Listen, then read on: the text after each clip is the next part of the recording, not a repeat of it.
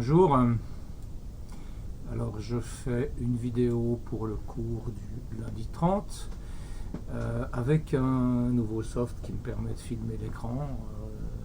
J'ai juste peur que ce soit un peu gros comme fichier, après on verra. Alors, on avait donc en devoir l'exercice 7 et l'exercice 8. L'exercice 7, c'était,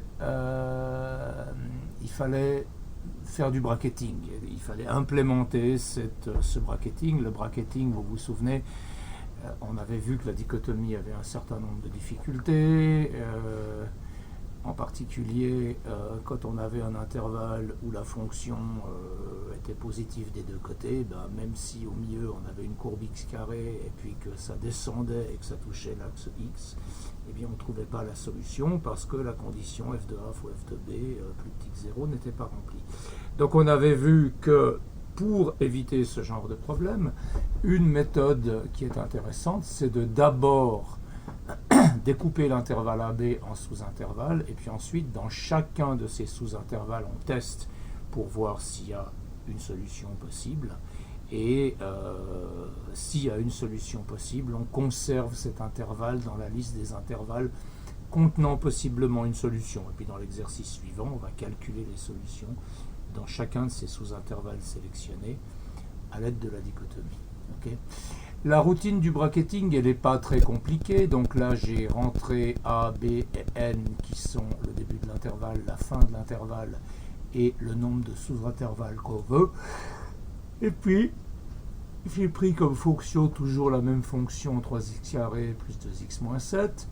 Et il y a une fonction bracketing qui est appelée ici. Donc je vous rappelle que le seul ordre qui s'exécute vraiment, c'est celui-là dans le programme. Et puis que cet ordre, il appelle la fonction bracketing qui appelle elle-même la fonction f de x.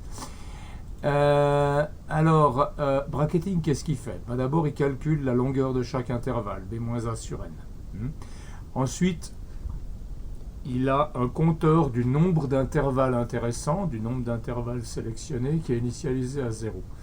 Et puis ensuite, on prend un i qui parcourt le range de n, où n est le nombre de sous-intervalles, donc ce i, il va parcourir les sous-intervalles. Okay. Sa première valeur, ce sera i égale 0, la dernière valeur, ce sera i égale n-1. Et donc pour i égale 0, on vient ici, if f de a, mais ça vaut 0, donc c'est f de a fois f de a plus h, parce que i égale 0. Si f de a fois f de a plus h est plus petit que 0, donc autrement dit, on regarde l'intervalle qui commence à a, qui se termine à a plus h, le premier sous-intervalle. On regarde si la condition de changement de signe est remplie. Si la condition de changement de signe est remplie, alors on veut garder cet intervalle. Donc on va implémenter de 1 le compteur de nombre d'intervalles intéressants et on va imprimer directement que cet intervalle, alors c'est l'intervalle numéro, le premier ce sera le numéro 1. Pourquoi numéro 1? Parce que là c'est 0, mais vous voyez que dès qu'on a trouvé un intervalle, le compteur s'incrémente à 1. Okay. Donc ça c'est l'intervalle 1. Et cet intervalle 1, il va de a plus 0h, c'est-à-dire de a jusqu'à a plus h. Okay. Et on imprime ça. Et puis ensuite, on continue. La valeur suivante, ce sera i égale 1. Donc ce sera l'intervalle qui va de a plus h à a plus 2h qu'on teste.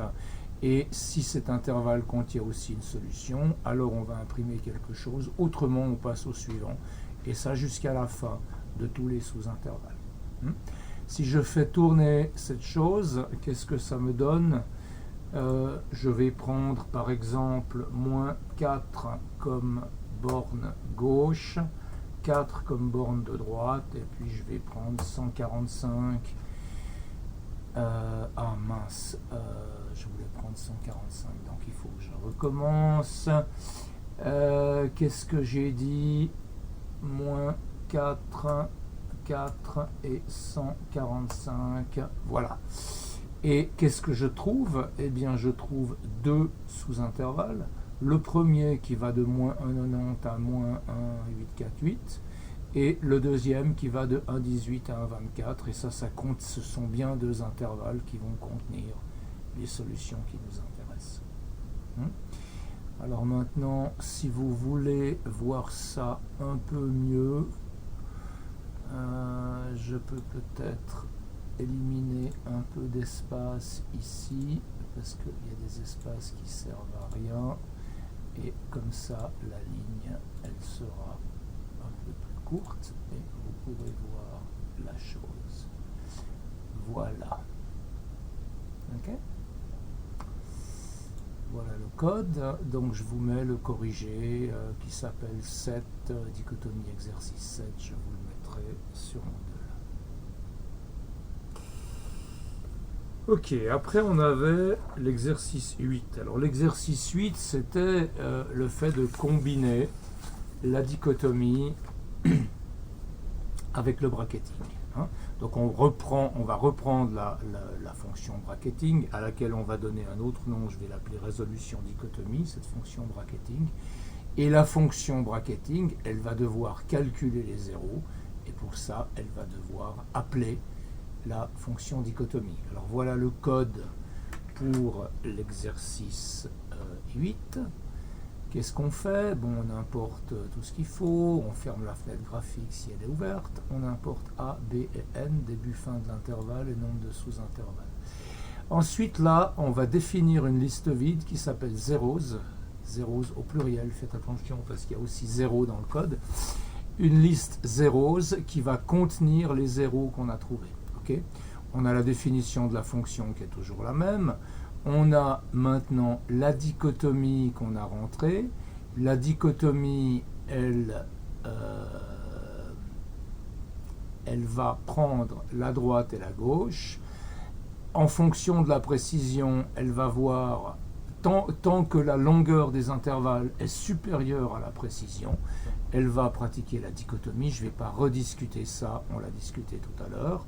Et puis la dichotomie, quand le dernier intervalle est atteint, quand on a atteint un intervalle qui est de longueur plus petite que la précision, donc la boucle while s'arrête, et bien là, on va calculer le zéro comme étant le point au centre du dernier intervalle. Okay, et on va retourner la valeur de ce zéro.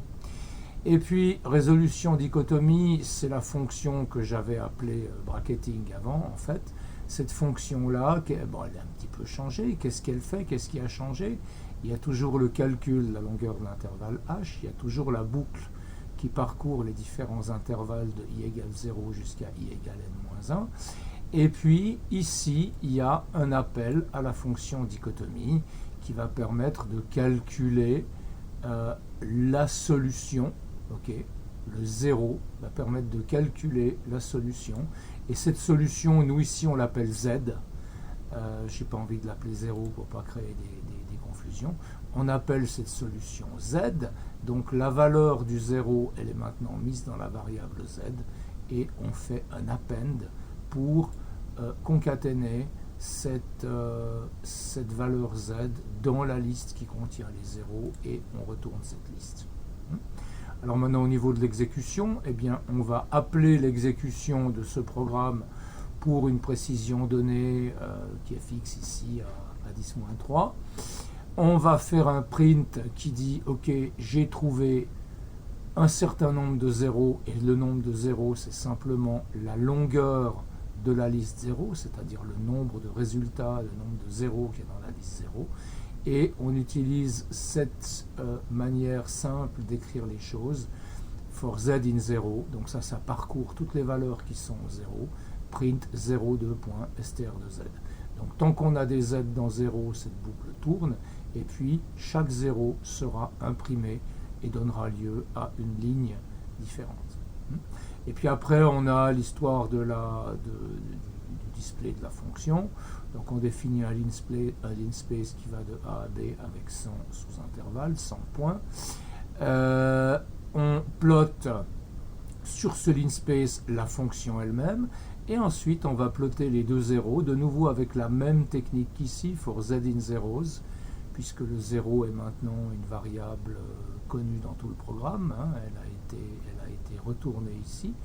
Donc, pour chacune des valeurs dans la liste zeros, on fait un PLT plot de z, qui est le 0, et de la valeur de la fonction en ce point, parce que la valeur de la fonction, elle n'est pas forcément 0, puisque le 0 n'est pas exact. Okay, donc on aimerait savoir où elles sont ces valeurs sur le graphique, et c'est pour ça qu'on les imprime ici comme un gros point rouge.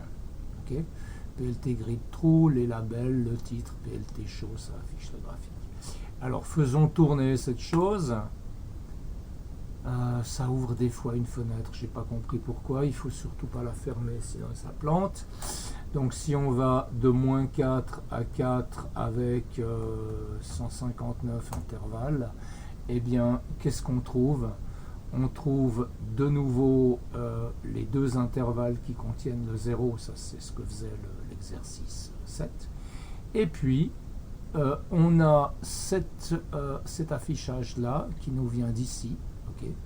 On a trouvé deux zéros. Le premier 0 c'est moins 1.89 machin, et le deuxième 0 c'est 1.22.9, qui ne sont pas exactement les zéros de la fonction qu'on avait calculée, mais qui sont donnés à une précision d'un millième, vous pouvez vérifier. Okay.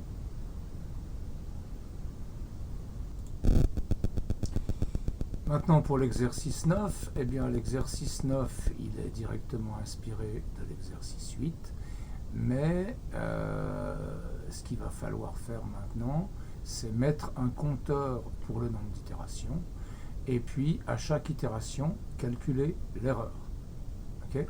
Donc le compteur, tout le reste n'a pas changé, la seule chose qui a changé, c'est que je donne ici des valeurs moins 5, 5 et un nombre d'intervalles à 100, de manière à ne pas devoir chaque fois re-rentrer les différents paramètres. Si vous voulez les changer, vous les changez dans le soft. Okay. Donc là, on a toujours notre liste de 0, on a toujours la fonction, on a toujours dichotomie, mais dans dichotomie, on a un compteur du nombre d'itérations qu'on initialise à 0. J'agrandis un petit peu. Okay. Et puis, pour l'itération 0, qui est la première qui n'est pas dans la boucle, on va donner l'intervalle de départ qui va de gauche à droite, les gauches à droite qu'on a définies et qu'on a passé à la fonction dichotomie lors de son appel, et l'appel à la fonction dichotomie, il est fait ici. Donc vous voyez, dans cet appel à la fonction dichotomie, on donne les bornes de l'intervalle qu'il faut traiter, et ces bornes sont donc transmises à la fonction par ces paramètres qui s'appellent ici gauche et droite, et on les utilise ensuite pour imprimer l'intervalle lui-même. Ensuite, on calcule l'erreur. Ça, c'est nouveau par rapport à l'exercice 8. Il faut bien une erreur, et l'erreur, on la calcule comme la valeur absolue, parce que ça ne nous intéresse pas de savoir si l'erreur est en positif ou en négatif. La valeur absolue de la longueur d'intervalle divisée par 2. Okay. Ensuite, il y a la routine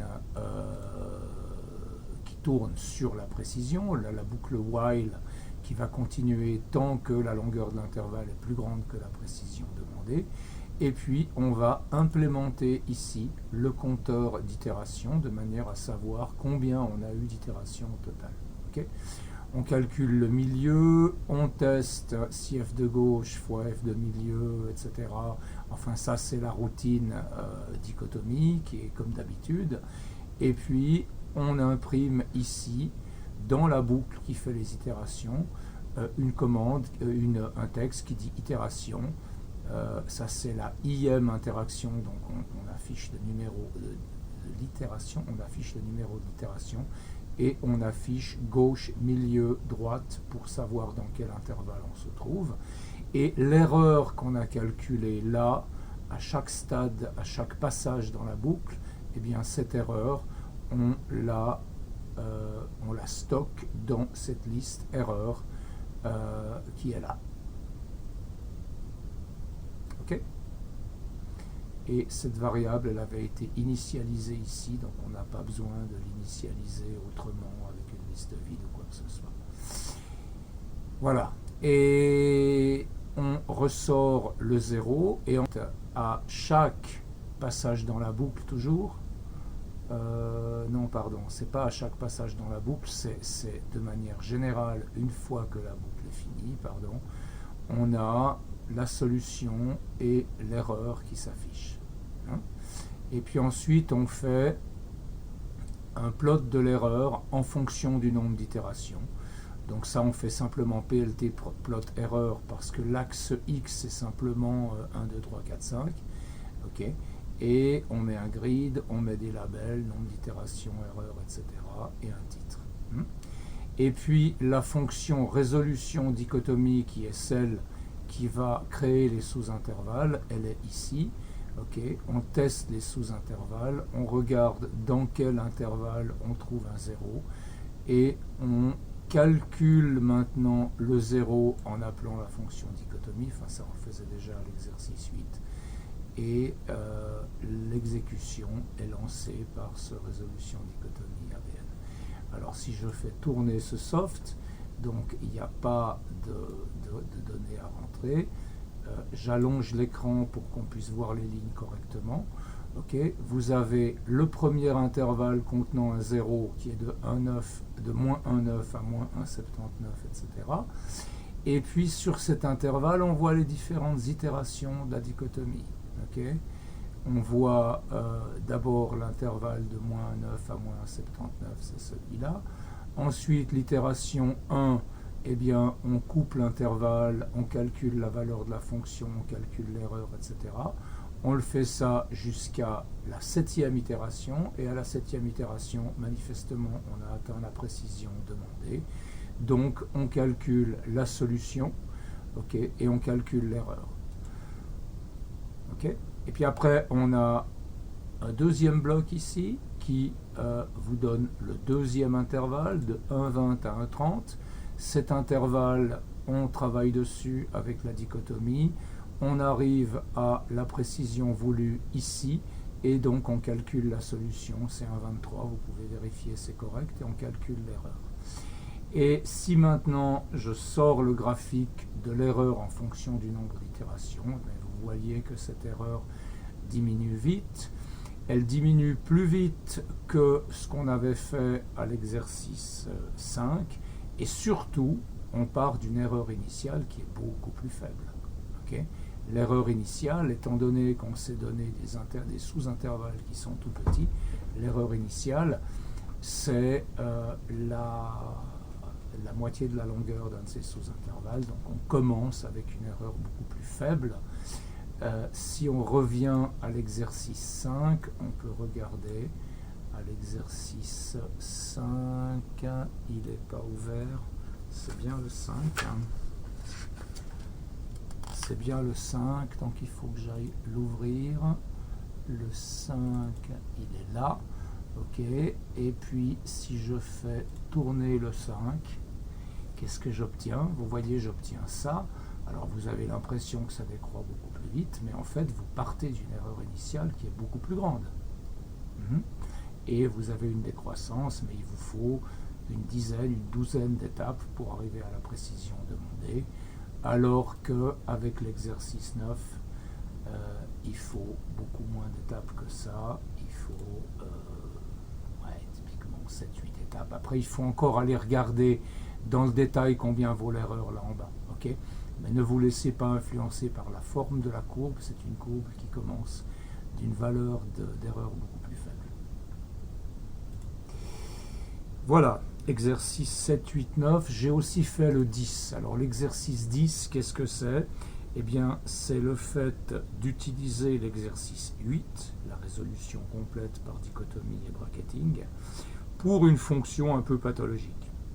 Alors la fonction pathologique ici, c'est maintenant x cube moins 5x carré plus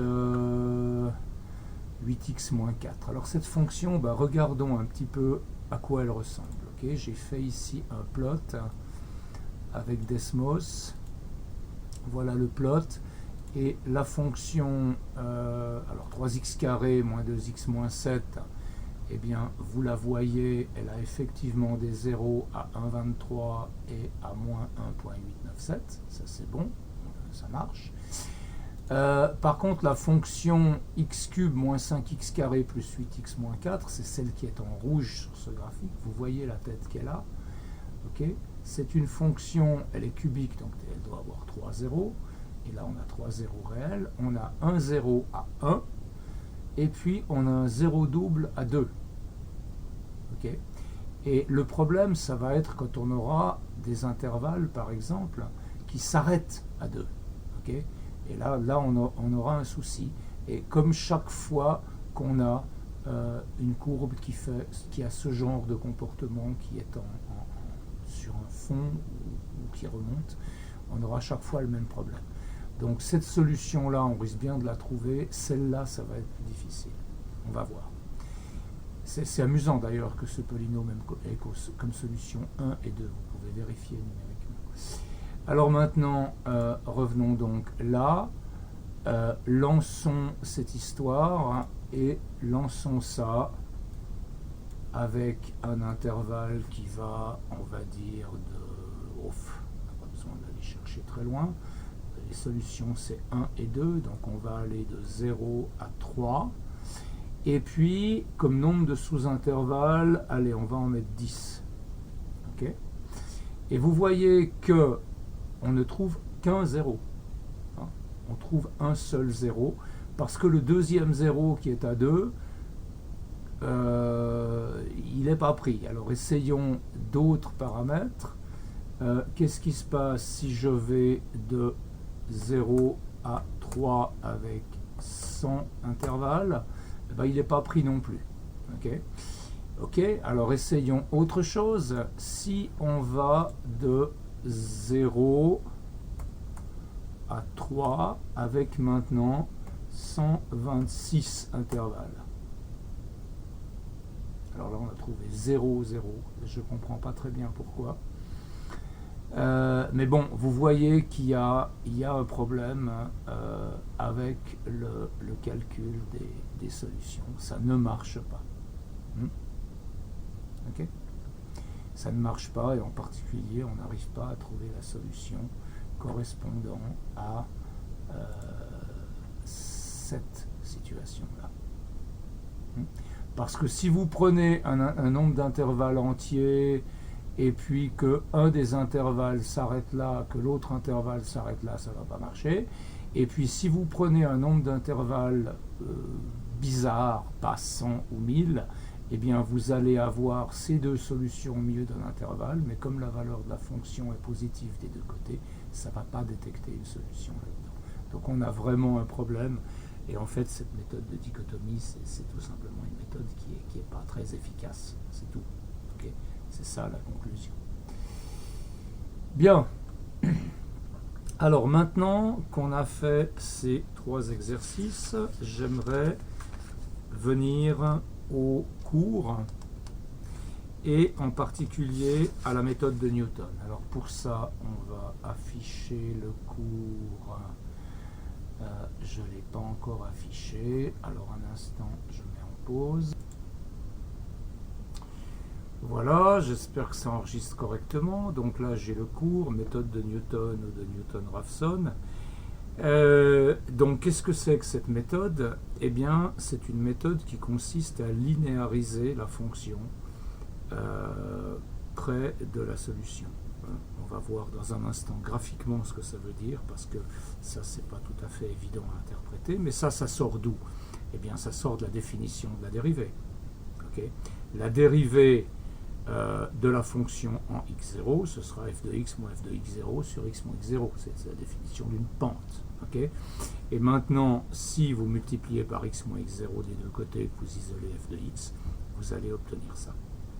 D'accord? Et ça, dans quel sens est-ce que c'est linéaire? Bon, ça a plus la forme d'une fonction affine que d'une fonction linéaire, parce que vous avez une certaine valeur que vous pouvez voir comme une ordonnée à l'origine, et puis ici vous avez la dérivée de la fonction fois x moins x0. Mais si vous regardez cette fonction du point de vue de x moins x0, quand vous êtes au point x0, le x moins x0 vaut 0. Okay. Et donc ça c'est une espèce, et le f de x0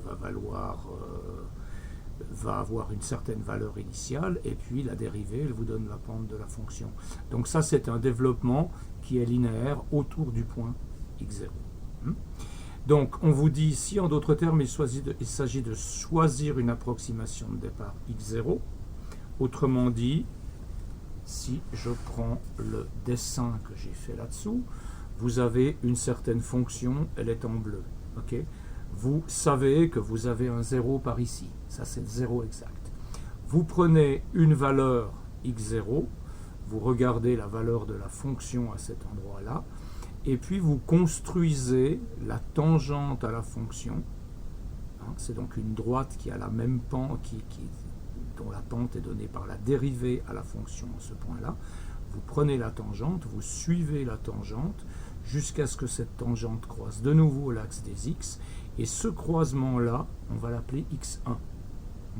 Et puis après, au stade suivant, on va refaire la même procédure, on va remonter, on va prendre la valeur de la fonction, et puis on va linéariser comme ça, et on va obtenir x2, et vous voyez que tranquillement, on s'approche de la solution. En 3-4 itérations, on a une bonne précision.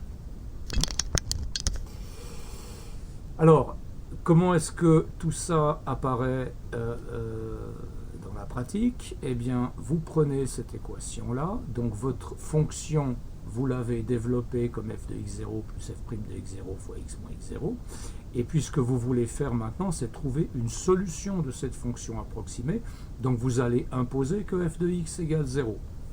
f de x égale 0. Ok?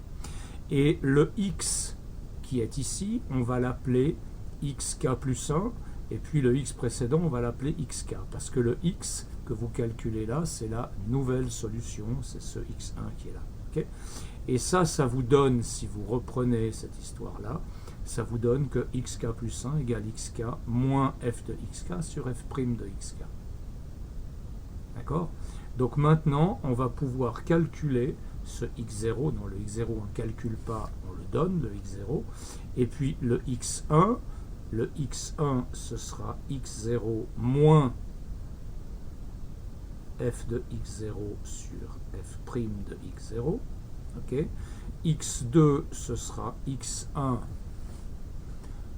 moins f de x1 sur f' de x1, etc. Et comme ça, on va pouvoir construire une suite, et cette suite va, dans les cas favorables, tendre vers la solution. Alors, ce n'est pas toujours le cas, et on vous le dit ici, okay, vous pouvez lire les conditions du théorème. Cette suite, qui est appelée suite de Newton, est définie par cette récurrence, et le théorème vous dit que soit ça converge quadratiquement vers une solution f de alpha égale 0, donc la solution alpha pour laquelle f de alpha égale 0, c'est le 0 qui est là, okay, soit elle diverge. Ah, elle diverge. Comment est-ce que ça pourrait arriver qu'elle diverge? Eh bien, je vais vous donner un exemple tout simple. Si vous voulez une fonction qui diverge avec la méthode de Newton, okay, prenez une fonction qui a cette tête-là. Okay, vous allez commencer ici avec un x0, vous allez prendre une pente, vous allez avoir ici votre x1, là vous allez avoir une autre pente qui va arriver comme ça va vous donner x2, x2 vous montez sur la fonction, vous allez avoir une tangente qui va venir comme ça, x3, vous remontez là, vous allez avoir une tangente qui va aller là-bas, x4, etc. Okay, dans ce genre de situation, vous n'avez pas convergence. Bon, en même temps, il n'y a pas de solution. Okay, donc, ce qu'on fait avec la méthode de Newton, c'est qu'on va se mettre près d'une solution. Il faut déjà avoir une idée des solutions. Okay, vous allez vous mettre, si vous avez une fonction comme ça, vous allez commencer, par exemple, ici, près du 0 que vous supputez.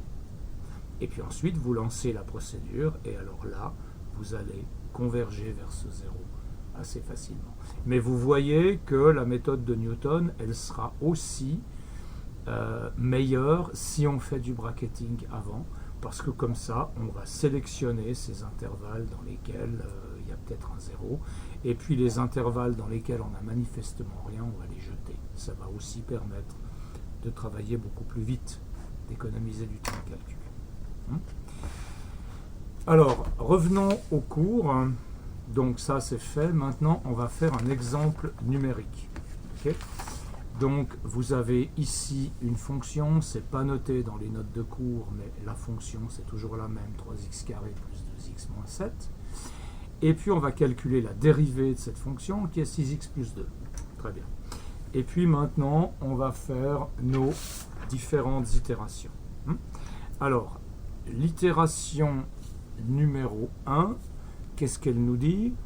Elle nous dit que x1 est égal à x0 moins f de x0 sur f' de x0. D'accord? Et puis, le x0 qu'on prend ici, c'est 5. Okay? On part de là. Donc, on part de là et on monte comme ça. Et on est censé maintenant construire la tangente à la courbe qui descend comme ça pour trouver le deuxième point. Alors, calculons ce deuxième point. Le point x1, ce point-là, c'était x0. Calculons le point x1. Eh bien, ça, c'est x0 qui vaut 5, moins f de x0. Alors, f de x0, c'est 3 fois 5 au carré, plus 2 fois 5, moins 7. Et c'est divisé par f' de x0, c'est-à-dire 6x plus 2, évalué en x0, c'est-à-dire 6 fois 5 plus 2. OK? Je vous laisse faire le calcul numériquement. Le résultat que ça me donne, c'est 2,5625. OK? 2,5625, c'est par ici.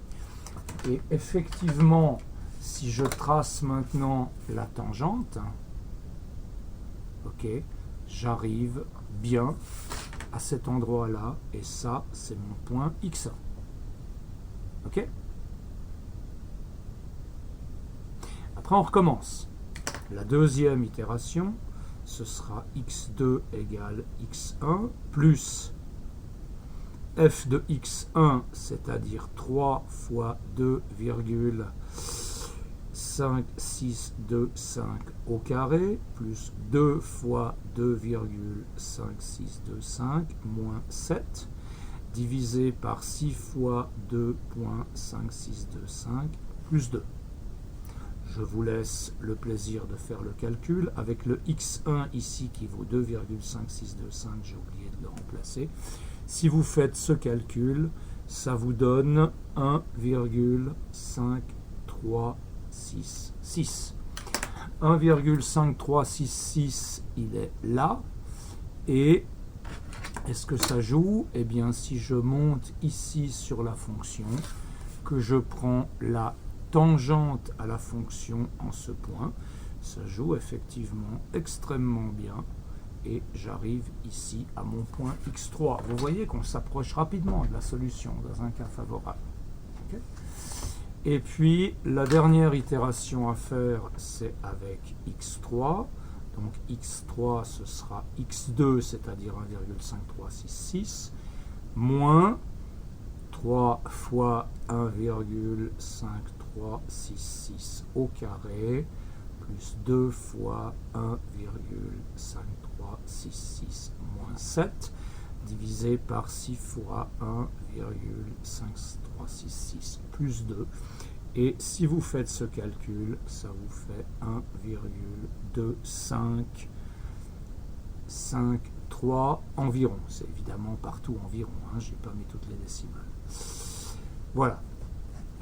1,2553. Eh bien, 1,2553, vous voyez qu'on est extrêmement proche de la solution exacte. Ok? Voilà. Alors maintenant, on va faire un certain nombre de remarques. Vous avez des fonctions qui sont pathologiques. Okay.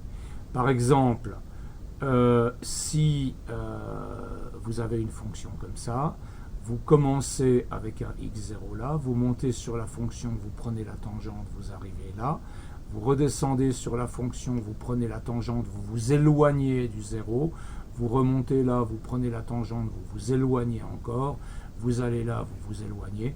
Donc avec ce genre de comportement pathologique, vous trouverez jamais de solution. Ok? Ça, c'est un cas où la solution va diverger, où la suite va diverger, pardon, alors qu'il y avait effectivement une solution ici. Alors que l'exemple que je vous ai montré tout à l'heure, c'était une suite divergente, mais avec une fonction qui n'a pas de solution. Okay? Alors, les critères de convergence, on ne va pas passer 3 jours là-dessus, mais le critère de convergence, c'est ça, c'est dû à Fourier. Vous voulez que, pour que ça marche, il faut que la fonction soit 2 fois continuellement dérivable dans l'intervalle. Okay? Donc f' est dérivable, f seconde est continue. Vous voulez que f de a et f de b soient de signes opposés, pour être sûr que la fonction traverse l'axe des x. Vous voulez que f' soit de signe constant, c'est-à-dire que vous ne voulez pas de situation comme ça ou comme ça. Et puis f seconde est de signe constant, ça élimine ce genre de choses, parce que si vous prenez la dérivée seconde, là vous avez un point d'inflexion et donc elle passe à 0. Donc dans le cadre de ces conditions-là, la convergence est assurée. De manière générale, avec les méthodes numériques, ayez toujours à l'avance une idée de ce que ça devrait donner. Ça, c'est une bonne politique. Okay? Ayez à l'avance une idée de ce que ça doit donner. Regardez la fonction, faites un plot de la fonction, et puis vous allez voir à peu près où sont les zéros, et ça vous permettra de commencer près des zéros qui vous intéressent. Ok? Voilà, on va aussi parler un petit peu des critères d'arrêt. Alors oui, critères d'arrêt, une manière simple, c'est de déterminer un nombre n d'itérations, mais vous ne savez pas exactement quel nombre n d'itérations, donc vous pouvez prendre l'erreur absolue. L'erreur absolue, ce sera évidemment la valeur absolue de la différence entre le xn, le dernier x que vous avez calculé, et puis la solution elle-même. Mais bon, pour estimer ça, il faut connaître la solution. Donc, par contre, si vous ne connaissez pas la solution, vous pouvez prendre la différence entre deux termes successifs. Vous avez vu que dans les cas favorables, les termes convergent vers la solution, et donc la différence entre deux termes successifs, elle va diminuer, et donc vous pouvez considérer ça comme l'erreur maximale de l'approximation, et vous pouvez continuer votre calcul tant que cette grandeur-là, tant qu'elle est supérieure à une précision donnée.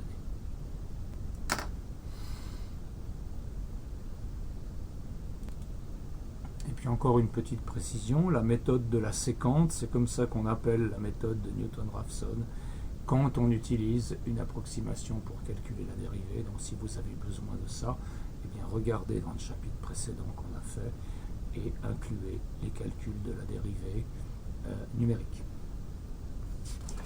Alors, l'exercice qui est à faire, on va commencer par l'exercice 14, et dans l'exercice 14, on utilise la méthode de Newton pour résoudre l'équation f de x égale 0, avec un f de x qui est 3x carré plus 2x moins 7, et puis on vous demande de vérifier ensuite les solutions obtenues à l'aide de la formule de Viet. Viet, on a fait ça il y a longtemps, vous pouvez réutiliser. Okay. La convergence de l'algorithme, oui, allez, faisons ces deux-là. Donc je vous laisse en devoir, pour le 6, 4. Je vous laisse ces deux exercices-là en devoir, et puis on fera le reste en classe. Je ne suis pas très content parce que personne n'a fait ses devoirs, donc là je vais de nouveau mettre une petite note. Je suis désolé, mais je suis un peu obligé. Parce que dans ces temps troublés dans lesquels on est à distance, etc., il faut que je vous tienne un petit peu, quoi. Voilà, donc je vous laisse maintenant d'abord terminer les devoirs pour la semaine précédente, et puis ensuite utiliser cette vidéo pour apprendre la méthode de Newton. Après, si vous voulez plus de renseignements, vous avez plein de pages internet qui vous expliquent la méthode de Newton. Ok, vous avez, ça je peux vous le montrer, vous avez par exemple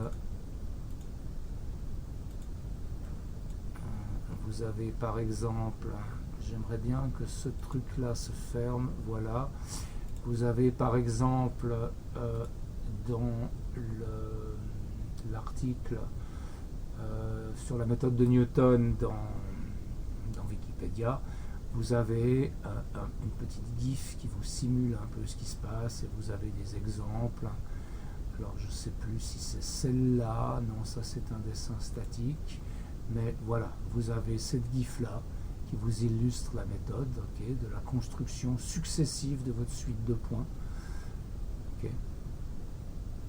Vous voyez que là, on tourne un peu autour de la solution. Ça, c'est un cas qui est un peu moins direct que celui qu'on a pris, mais on arrive quand même à une solution qui fonctionne bien. Voilà, je vous souhaite une bonne journée. Et puis j'espère résoudre mes problèmes de connexion et que la semaine prochaine on se verra tous en ligne avec tous les exercices faits, j'insiste. Voilà, bonne journée, au revoir, merci.